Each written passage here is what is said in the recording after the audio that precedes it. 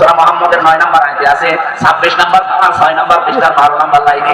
এদের জন্য জান্নাতের দরজা বন্ধ। আমি যত এখান থেকে কাবার ইমাম দিয়ে দোয়া করাই, ওর আমল তো আর ওই দোয়াও তো আর আকাশে উঠবে না, কারণ দরজা সব বলেন বলেন লা তুফাত্তাহু লাহুম, হোম দিয়েছেন এটা জমির বহু বছর। এরকম চরিত্র যাদেরই হবে, আল্লাহ রাসূলের কোন কথা শোনার পরে শুধু সন্দেহ না, অবিশ্বাস না, শুধু সন্দেহ যদি করে, আল্লাহ বলেন আকাশের দরজা শুধু বন্ধ করবো তা না।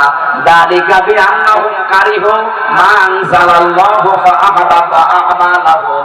সূরা মুহাম্মদের 9 নম্বর আয়াতে আছে, 26 নম্বর আর 6 নম্বর পৃষ্ঠার 12 নম্বর লাইনে আল্লাহ বলেন যারা আমার নাযিলকৃত কোন কথা অবিশ্বাস দূরের কথা, কেউ যদি এরকম মন খারাপ করে, মন খারাপ যদি করে, আল্লাহ বলেন ফাআহবাতা আমালাহুম, জীবনের যত ভালো ভালো কাজ ছিল সব আমি নষ্ট করে দেব, একটাও রাখবো না। এই জন্য আমলের বহু বছর আমাল দিয়েছেন।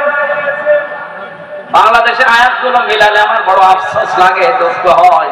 বহু হাসির জীবনের পেছনে সব ধ্বংস হয়ে গেছে।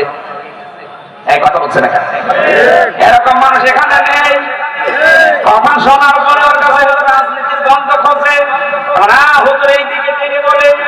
এদের দিকে যদি কোরআন না থাকতো জীবনের দিকে আমি টেনে কথা বলতাম না, কারণ ওনার সাথে আমার রক্তের কোনো সম্পর্ক নেই, আত্মীয়তার কোনো সম্পর্ক নেই, সম্পর্ক শুধু কোরআনের কারণে। কথা বলেন না কেন?